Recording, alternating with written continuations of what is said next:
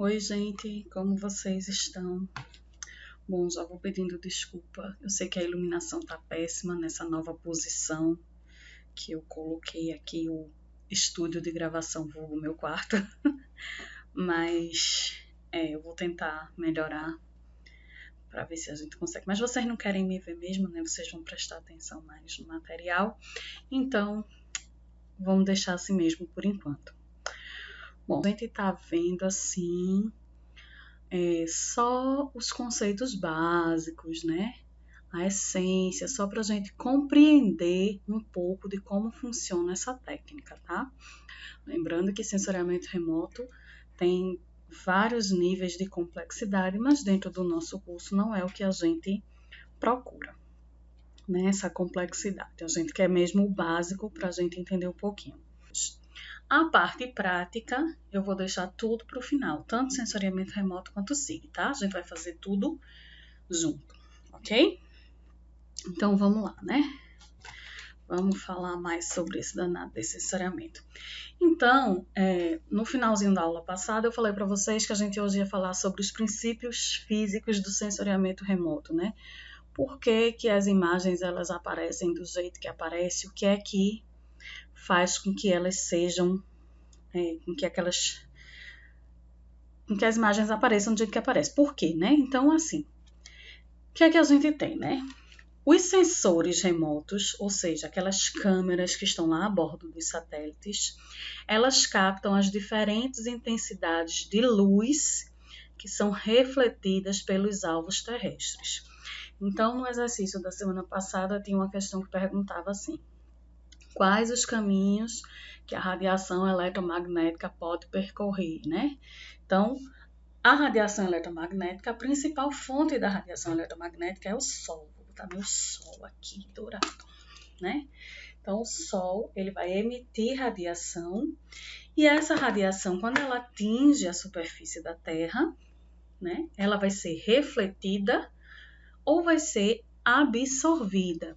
Lembra que eu dei o exemplo da água? A água, ela absorve muito essa energia, essa radiação eletromagnética. Por isso que a água fica quente à noite, tá? Porque ela tem uma capacidade de absorver energia.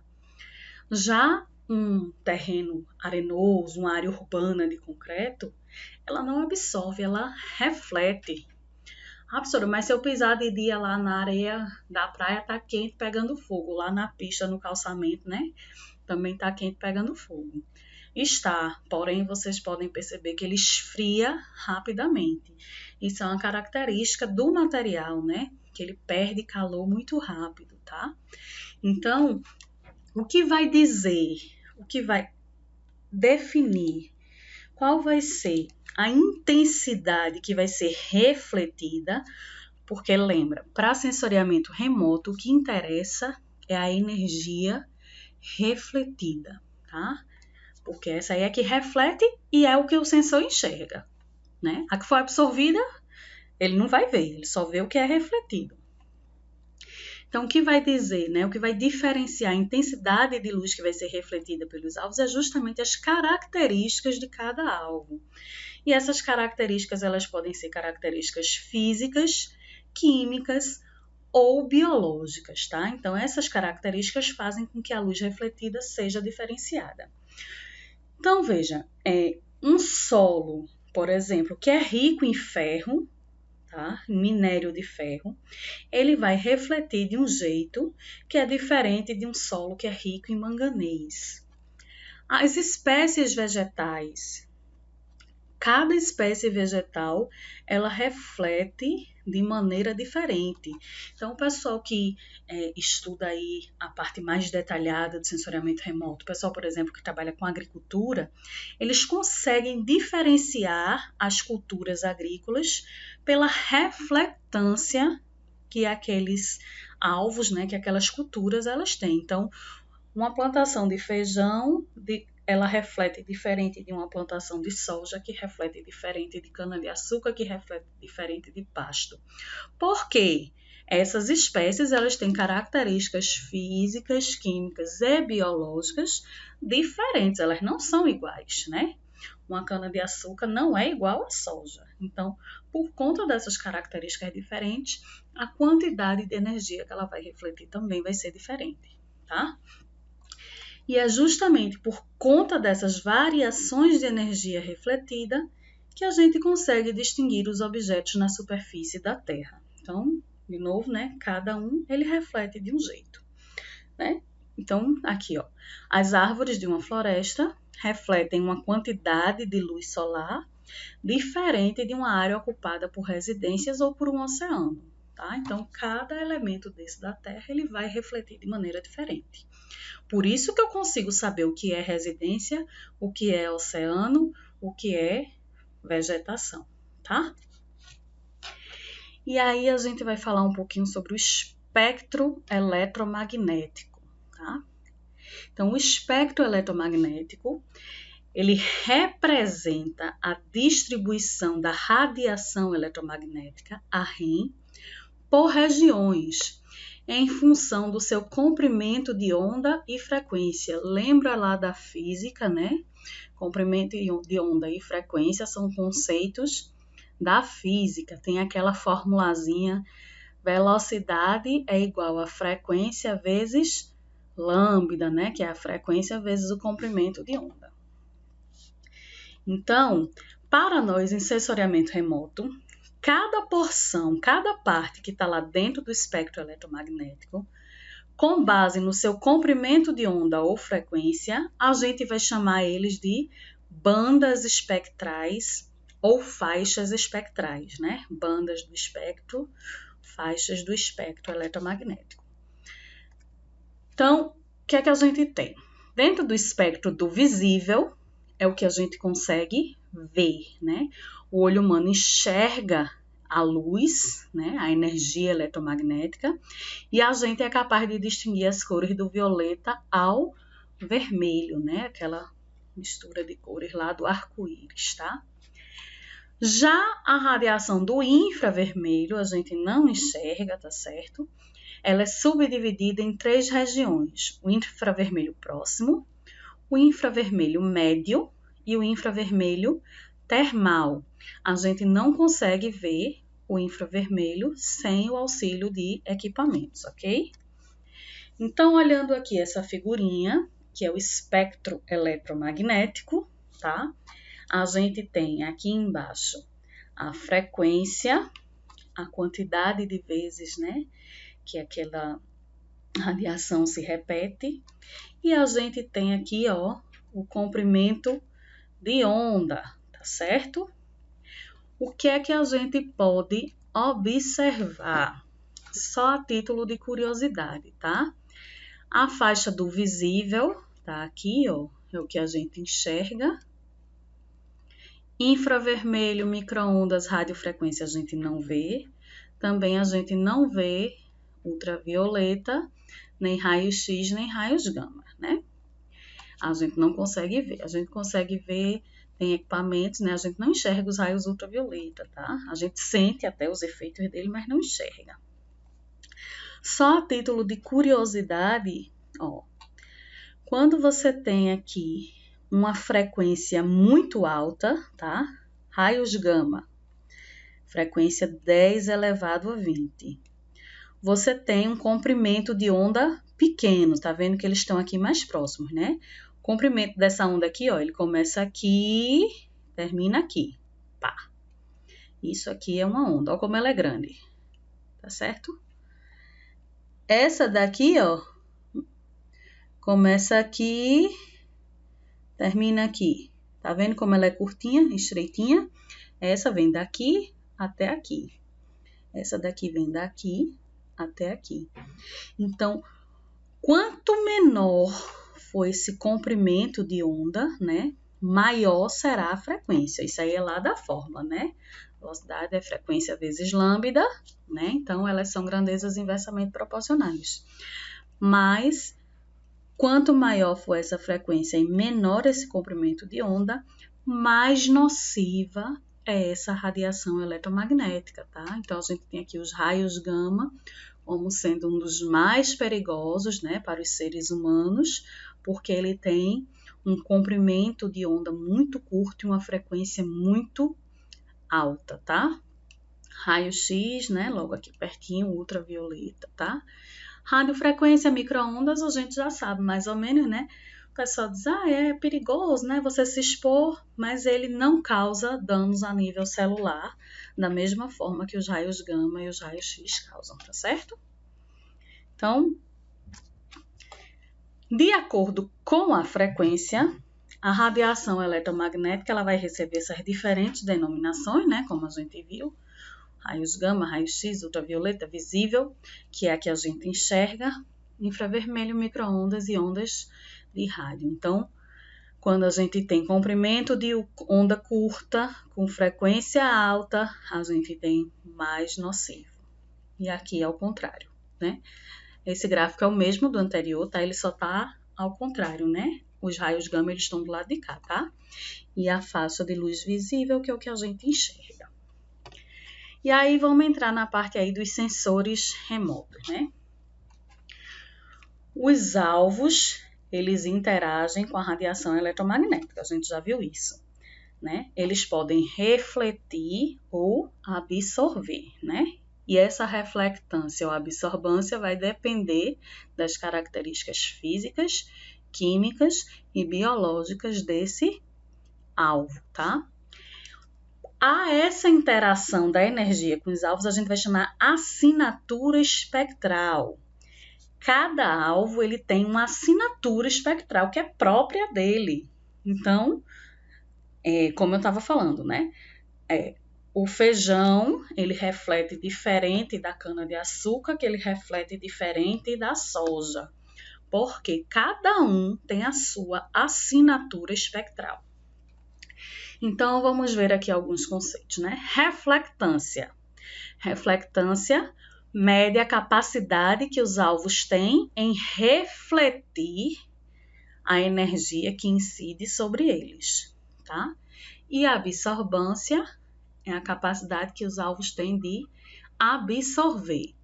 Para sensoriamento remoto, interessa aqui, ó, reflectância, porque o sensor que está lá no espaço, ele vai enxergar a energia que vai ser refletida. Alguns alvos, eles refletem mais energia. Outros vão refletir menos energia e absorver mais. Então, vegetação, solo e água interagem de forma diferente com a radiação eletromagnética, a REM, por conta de sua composição física, química e biológica, tá? Os próprios solos, eles interagem diferente. Um solo arenoso, ele interage diferente de um solo argiloso, né? A água, uma água salgada, uma água do mar, uma água com presença de algas, ela vai refletir diferente de uma água limpa ou de uma água contaminada. Cada uma tem suas próprias características. E aqui a gente tem um gráficozinho de assinatura espectral de alvos. Vou explicar bem direitinho para vocês, porque tem uma questão no exercício, né? Vou tentar explicar bem direitinho. Aqui, ó, gente, eu tenho a assinatura espectral de diversos elementos da superfície terrestre, tá? Então, eu tenho a assinatura da água limpa, da água turva, do solo argiloso, do solo arenoso e da vegetação, tá? Aqui no gráfico, o que é que a gente tem? Energia refletida nesse eixo. E aqui a gente tem o comprimento de onda, ou seja, a partir do comprimento de onda, a gente consegue saber qual é a faixa do espectro que esses alvos eles têm uma maior reflectância, tá? Então, eu vou tomar como exemplo aqui a vegetação. Vegetação em verdinho, né? É esse aqui, ó. Essa linha aqui que tá em verdinha, tá? Eu destaquei aqui com a setinha. O que é que a gente observa aqui na vegetação? Vamos olhar aqui no comecinho, ó. Aqui no comecinho, ela tá refletindo bem pouco, ó. Ela começa aqui menos de 10% de reflectância, né? Aqui chega a uns 15%, diminui e depois vai aumentando. Aqui, ó, uns 20%. Aqui nesse trechinho aqui, ele está refletindo aí uns 30%. Olhando para o gráfico, sabendo que aqui a energia é refletida, onde é que a vegetação ela tem a maior reflectância? Onde é que ela reflete mais? Então, é onde está mais alto, né? Se a gente pegar aqui, ó, a correspondência, nesse pedacinho que vai daqui até aqui, a vegetação reflete entre 40% e 50% da energia que chega nela. Então, o Sol mandou 100% de energia. A vegetação ela vai refletir entre 40% e 50%. Nesse pedacinho aqui. Esse pedacinho aqui no gráfico, eu estou dizendo que é a faixa do infravermelho próximo, tá? Logo depois do visível, infravermelho próximo. Olhando aqui para baixo, comprimento de onda. Esse comprimento de onda, ele vai aqui, ó, de 0,7 a 1,3 micrômetros. Só voltando aqui, ó. Cadê? Tá? Então, a faixa do infravermelho, né, tá aqui, o infravermelho, né, as diversas faixas, tá certo? Lembrando que tem o infravermelho próximo, médio e o infravermelho termal, né? Aqui no nosso gráfico, ele tá no infravermelho próximo. Aí, tô usando aqui como exemplo o sensor TM, que tá lá a bordo do satélite Landsat 5. Esse sensor TM, essa câmera, né, que está lá no satélite, ela opera em 7 faixas do espectro, tá? Que faixas do espectro são essas? Ela opera na faixa do azul e verde e do vermelho, que essas faixas aqui são o espectro visível. E ela opera também no infravermelho próximo, médio e distante, tá? Então, ela opera nessas faixas todas aqui. Então, lembra da aula passada das características, né, das imagens de satélite? Eu falei para vocês resolução espectral, tá? Relacionada em quantas faixas do espectro eletromagnético aquele sensor consegue visualizar, né? Então, esse sensor aqui, TM, do Landsat 5, ele enxerga em 7 faixas do espectro eletromagnético, tá? Nesse comprimento de onda, nessa faixa aqui, nessa outra, nessa, nesses diversos comprimentos de onda, tá certo? Então, ele tem, né, uma resolução espectral de 7 bandas, né? Ele é um sensor multiespectral, enxerga em várias faixas do espectro. Então, ó, só voltando lá no gráfico, o que foi que a gente viu? Onde a água está com maior reflectância, né? No infravermelho próximo, que vai de 0,7 a 1,3 aqui. Vamos procurar aqui, ó, infravermelho próximo, 0,7 a 0,9. 1,3, né? Passando entre 0,9 e 1,3, eu já não tenho nenhuma banda, tá? O infravermelho próximo dele só enxerga aqui 0,7 a 0,9. Então, gente, entendi nada, professor. O que é que isso quer dizer? Quer dizer que, se eu quero estudar a vegetação, né? Eu quero visualizar a vegetação lá na minha imagem de sensoriamento remoto, na minha imagem de satélite, eu preciso que essa vegetação ela reflita muito, né? Ela tenha uma alta reflectância. E qual é a faixa que ela reflete mais? Infravermelho próximo. Então, quando eu for trabalhar, né, o meu projeto, eu vou escolher um sensor que enxergue nessa faixa do infravermelho próximo e vou escolher uma imagem dessa banda para trabalhar. Professora, não estou entendendo nada. É chato mesmo esse assunto, tá? Mas vamos tentar melhorar. Ó, aqui, ó, eu tenho uma imagem, tá? Banda 3. Banda 3 é a faixa aqui, né, do visível, o vermelho, tá certo? A gente não tá vendo, né, muitas coisas. Vocês sabem dizer aqui nessa imagem onde é que está a vegetação? Eu destaquei aqui algumas coisas. Uma coisa que está refletindo bem aqui, né? Está refletindo bastante, que está bem claro. Quando aparece bem claro na imagem é porque ele está refletindo muito, tá? Então, quanto mais reflete, mais claro aparece na imagem. Então, isso aqui que está refletindo muito, que está mais claro, é uma área urbana, tá? Aqui é a área urbana, aqui é outra área urbana. Essas linhas aqui que estão refletindo também são estradas, né? Que são de concreto, né? Por isso, concreto reflete muito, tá? E esse aqui que está refletindo totalmente são as nuvens, né? Não são ovelhas, por favor, né? Então, são nuvens que estão refletindo. A energia, quando bate na nuvem, é totalmente refletida, tá? A nuvem não deixa passar nenhuma parte de radiação eletromagnética, ok? Por isso que imagens que têm muitas nuvens, elas acabam se tornando imagens ruins. Por quê? Eu não consigo enxergar o que tem embaixo da nuvem, tá? Porque a nuvem, ela não deixa a radiação passar para atingir a superfície terrestre. Então, nessa imagem aí, como eu estava falando, né, não dá para ver muita coisa, a não ser a cidade, né? E eu destaquei aqui uma mancha escura. Essa mancha escura significa que absorve muita energia, tá? Quanto mais escuro for na imagem, é que absorve muita energia. Com exceção dessas manchas escuras aqui embaixo da nuvem, que simplesmente é sombra, ok? E aí eu pego outra imagem, ó. Essa imagem agora na banda 4. Que banda 4? 4.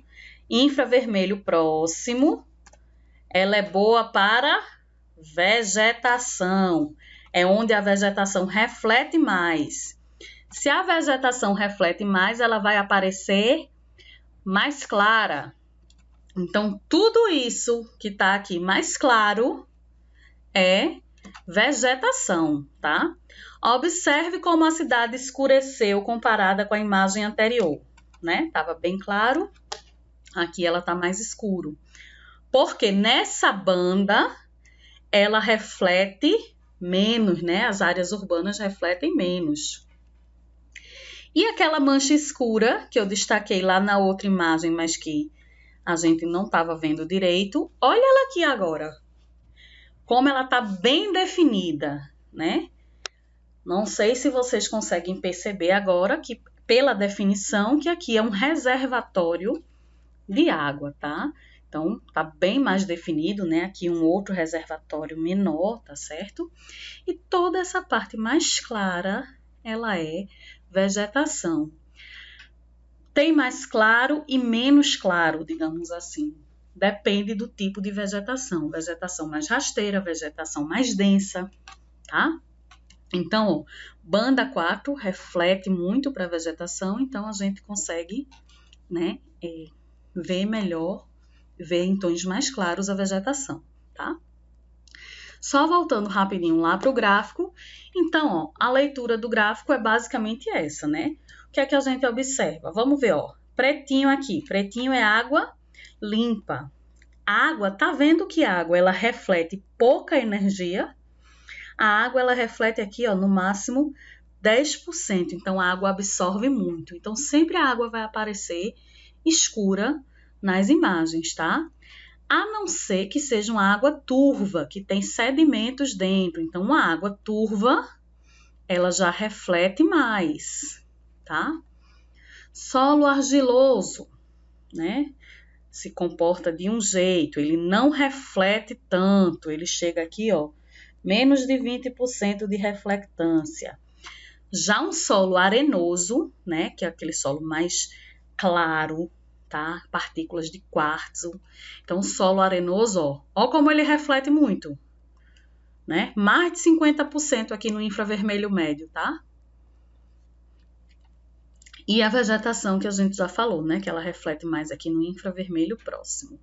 A água, seja ela limpa ou turva, ela reflete mais no espectro, né, na faixa do visível, beleza? E aí vamos falar como é que a gente extrai informações, né, de uma imagem de satélite. A gente tem duas técnicas, que é a análise digital e a análise visual. O nome já está dizendo, digital precisa de uma ferramenta digital, de um meio, né? Então, são técnicas de processamento digital com suporte computacional. A gente usa o computador para fazer, né, essa obtenção de informação. Já a análise visual é a gente olhando para a imagem, né? Então, o principal equipamento é o olho humano e ele depende muito da experiência e subjetividade do intérprete. Como assim, gente? Só voltando aqui nessa imagem. Se eu mostrasse essa imagem para vocês sem dizer nada, né?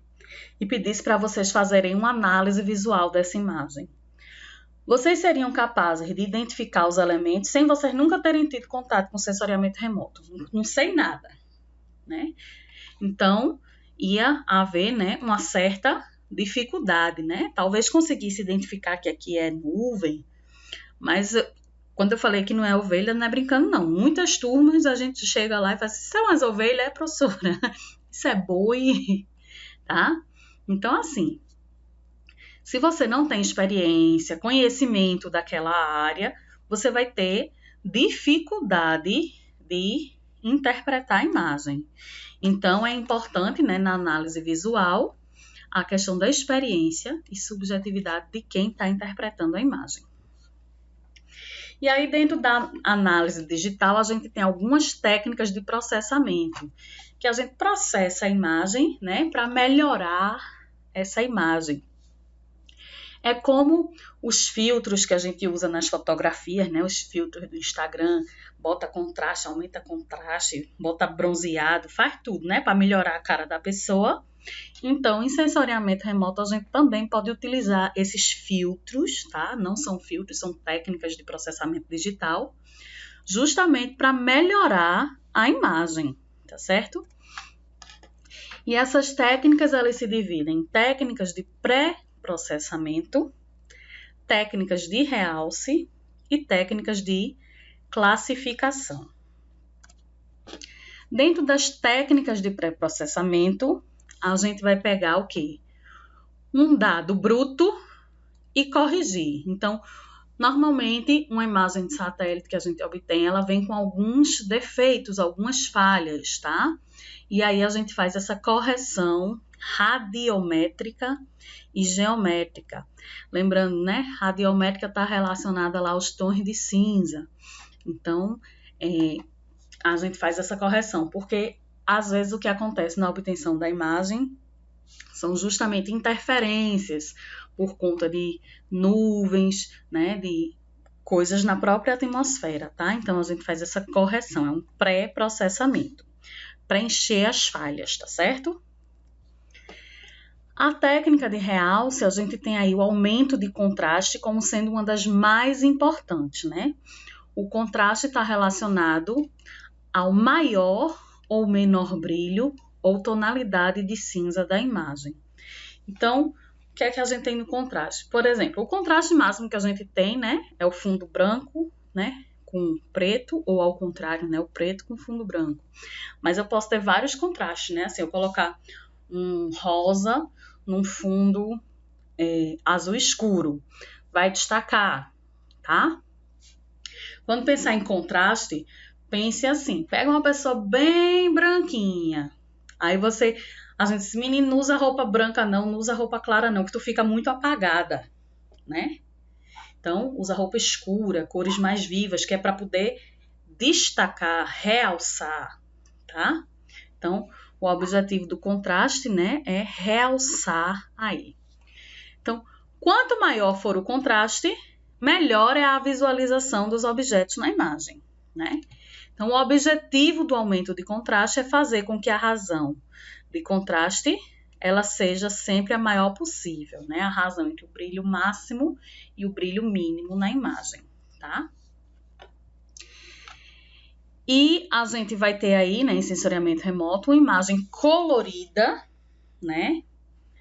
Aí com um intervalo de cores a ser utilizado. E a gente pode usar o contraste para obter uma imagem com bom balanço de cores e poder extrair a informação mais fácil. Então, aqui um exemplo de uma imagem onde foi aplicado contraste.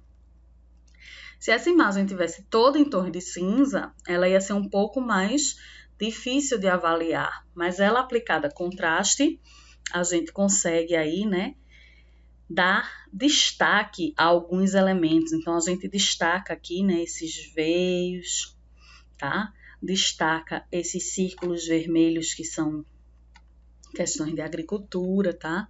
A água aqui tá bem destacada. Aqui em azul a gente tem destacado uma área urbana, que eu não sei se vocês conseguem perceber o formato. Faz esse formato aqui e vem para cá, tá? Essa imagem aqui, essa parte aqui não, né? Mas essa parte aqui, ela pega a cidade de Brasília, né? O Lago Paranoá e o plano piloto, né? As asas com o plano piloto, tá? E classificação. Classificação é você dividir em classes aquela imagem. Então, você vai dizer quais são as classes. Vai depender do que você quer, tá? Então, a classificação, ela é um processo de decisão onde o computador atribui a um determinado conjunto de pixels uma determinada classe, que pode ser vegetação, solos, tá? Água, então, áreas, pastos, áreas urbanas. Então, isso aí vai depender do teu trabalho. Então, o que é um conjunto de pixels? Lembra que uma imagem, né, ela é formada por diversos pixels, tá? Então, na classificação, o que é que o computador ele vai fazer? Ele vai dizer que todos os pixels que têm essa tonalidade preta, aqui, são água. Então, aqui vai ser água, aqui é água, tá? Ele vai pegar e vai dizer que todos os pixels que estão nessa tonalidade azul são áreas urbanas. Então, essa é a classificação, tá? A classificação, ela não necessariamente ela melhora a imagem. O que vai melhorar a imagem é justamente a correção radiométrica e geométrica e a aplicação de contraste, tá certo? Mas ela vai, né, justamente auxiliar associando classes aos diversos pixels da imagem. Porém, essas classes, a gente tem duas formas de fazer. Classificação supervisionada, ou seja, existe uma pessoa supervisionando, eu vou indicar, né, lá no programa, no computador, qual é a classe que eu quero. E classificação não supervisionada. O computador ele vai agrupar em classes sozinho, pela conta dele. O que ele achar mais parecido, ele vai agrupando em classes. Porém, né, mesmo na classificação não supervisionada, que o computador ele faz sozinho, ele agrupa um conjunto de pixels, mas ele não diz, olha, esse conjunto de pixels aqui é vegetação. O intérprete, né, o usuário, ele tem que saber distinguir cada conjunto que o computador agrupou, tá? Então, quando a gente faz uma classificação da imagem, seja ela supervisionada ou não, o resultado dessa classificação é um mapa temático que mostra a distribuição geográfica de diversos elementos da superfície. Então, na classificação supervisionada, o usuário identifica alguns dos pixels, né? E o computador localiza os demais pixels pertencentes àquelas classes. Já na classificação não supervisionada, o computador ele decide sozinho, né? Quais são as classes e quais os pixels pertencentes a cada uma delas. Então, vou voltar aqui só nessa imagem, tá? Então, se eu estiver fazendo uma classificação supervisionada, eu vou fazer uma seleção, vou selecionar aqui, selecionei esse pedaço e vou dizer, isso aqui é água, viu, computador? Procure aí todos os pixels iguais a esse que eu selecionei. Aí ele vai procurar e vai dizer que tudo é água. Na classificação não supervisionada, eu vou dizer, computador, classifica essa imagem aí para mim em 6 classes. Aí ele vai, né, faz aquela figurinha da Nazaré, né, aquele meme da Nazaré, vai pensar 6 classes, vai procurar os pixels que mais se assemelham para dividir em 6 classes e vai agrupar tudo que for parecido numa classe, na outra, até completar as 6 classes, tá? A gente vai fazer um exemplo de classificação na aula prática e eu acho que vai ficar um pouco mais claro. Já na análise visual, né, depende de nós, dos nossos olhos. Então, quando a gente observa uma fotografia, identifica o lugar, as pessoas, os objetos, a gente está fazendo uma análise visual, ou que a gente chama fotointerpretação. Em sensoriamento remoto, o que é que vai ajudar a gente a fazer essa análise visual, a fotointerpretação? Então, a gente tem aí, né, no conceito, a fotointerpretação de fotografias ou imagens orbitais apoia-se em elementos básicos capazes de caracterizar os alvos, chegando-se à definição do que realmente está presente ali naquela imagem, tá? Então, são elementos básicos de interpretação: tonalidade, cor, forma, tamanho, padrão, textura e vários outros. Vamos ver alguns exemplos como é que esses elementos eles podem nos ajudar. Tonalidade, principalmente imagens monocromáticas, né? Os objetos eles vão ser diferenciados através de sua tonalidade ou níveis de cinza. A tonalidade ela representa a quantidade de energia refletida ou emitida por um objeto na superfície terrestre. Então, veja, de novo, né? Essa quantidade de energia que vai ser refletida ou emitida está relacionada com as características físicas, químicas e biológicas desses objetos. Então, quanto mais ele reflete, ele vai sair mais claro na imagem. Quanto mais ele absorve energia, ele vai sair mais escuro. Então, olhando para essa imagem aqui, né? Grosseiramente, a gente poderia supor o quê? Água, a gente viu lá no gráfico de assinatura espectral que a água reflete muito pouco, né? De 10 a 20%. Então, se ela reflete muito pouco, é porque ela absorve muita energia. Se ela absorve, ela vai aparecer mais escura nas imagens. Então, o que a gente vê aqui mais escuro, ó, aqui, pelo tom de cinza, a gente pode perceber que é água. E esse negócio aqui muito claro, que está refletindo muito. Está refletindo que sol. Se reflete muito, né? Olhando lá de novo, ó, naquele gráfico de assinatura espectral, lembra que a gente viu solo arenoso. Solo arenoso ele tem uma alta reflectância, né? Então, a gente pode deduzir que aqui seria uma faixa de areia. E aí entra outro elemento de fotointerpretação, tá certo? Qual seria o outro elemento de fotointerpretação? Localização, né? Porque se aqui eu tenho água, o mar, normalmente na beira do mar, né, a gente tem uma faixa de areia. Então, eu posso deduzir pela localização dessa faixa aqui mais clara, que isso aqui é uma faixa de areia. E esses elementos aqui atrás, né? Que aí já estão refletindo menos do que a areia e mais do que a água.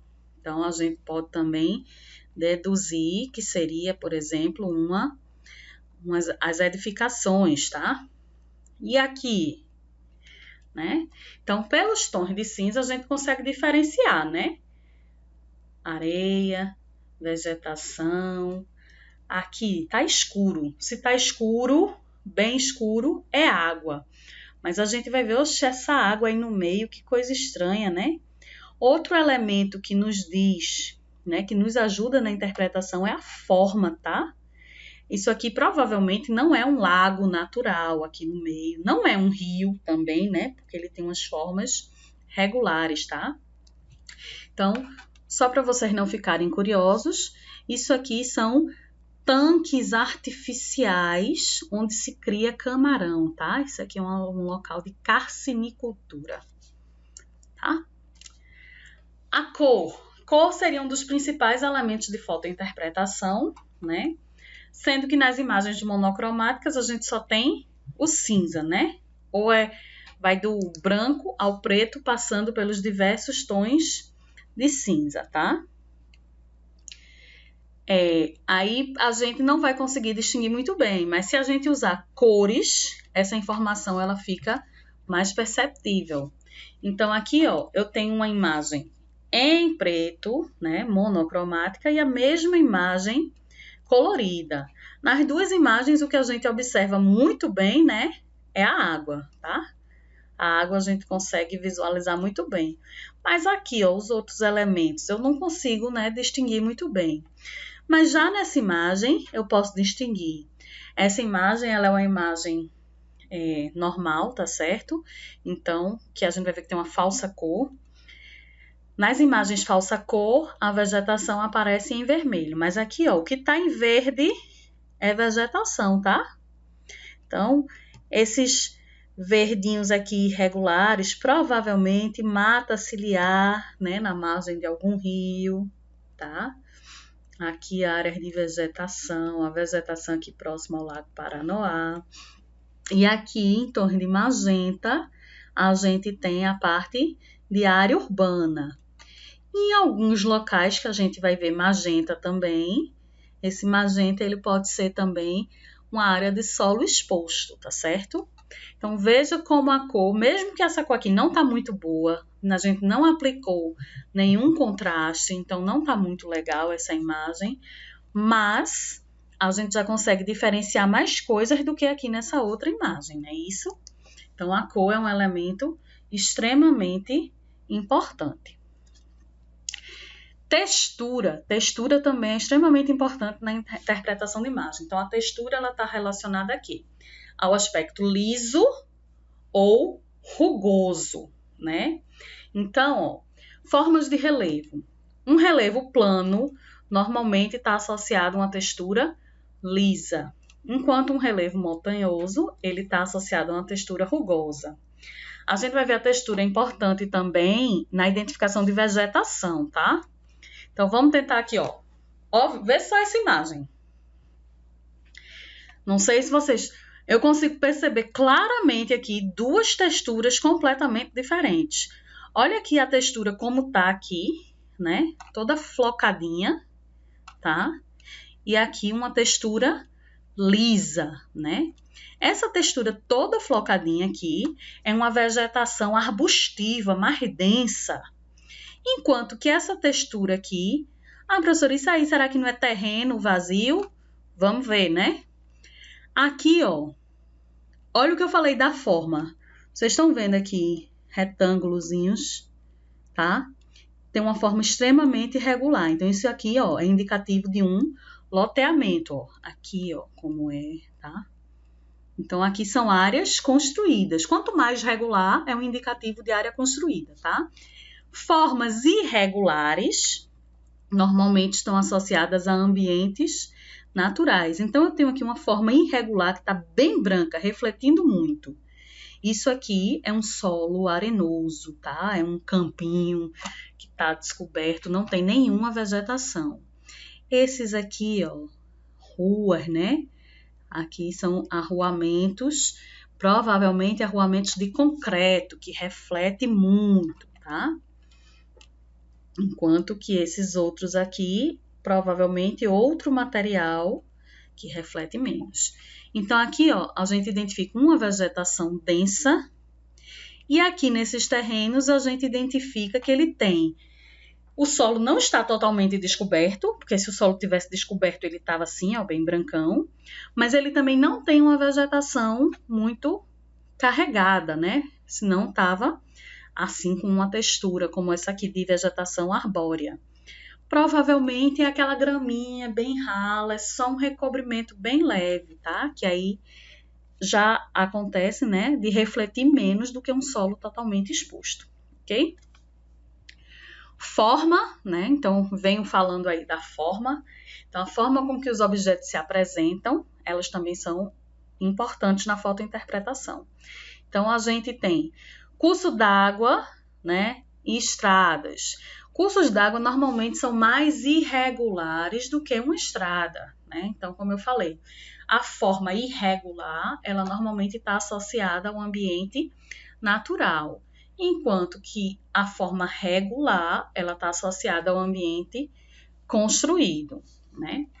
Então, a gente pode ver aqui, ó, edificações normalmente têm formas regulares e bem definidas. Igual aqui, ó, que eu mostrei, ó, os lotes bem definidos. Aqui, ó, essa edificação, uns predinhos, né? Já áreas cultivadas ou irrigadas, elas vão se apresentar de maneiras particulares, a depender, tá? Então, existem áreas cultivadas que vão se apresentar de forma mais regular, né, dependendo da forma de cultivo. Por exemplo, agricultura irrigada de maneira circular, que tem um pivô central, né, e vai rodando. Então, na imagem de satélite, ele vai aparecer um círculo bem direitinho, porque corresponde à área úmida, tá? Então, é possível identificar. Então, ó, aqui, ó, ambiente, né, natural, né, mais irregular. E olha aqui como as áreas construídas, elas são bem definidas, né, os retângulozinhos bem definidos, tá? Aqui. Então, a gente consegue diferenciar o que é natural do que é construído. Né? Naquela imagem que eu mostrei para você, né, o que é natural do que é construído, tá? Padrão. O padrão, ele ajuda a identificar os objetos por conta do arranjo espacial desses objetos, tá? Então, uma área urbana, né, ela tem um padrão que é diferente de uma área rural, tá certo? Então, aqui a gente tem uma área urbana, olha o padrão cheio de, né, de pequenas edificações, tá?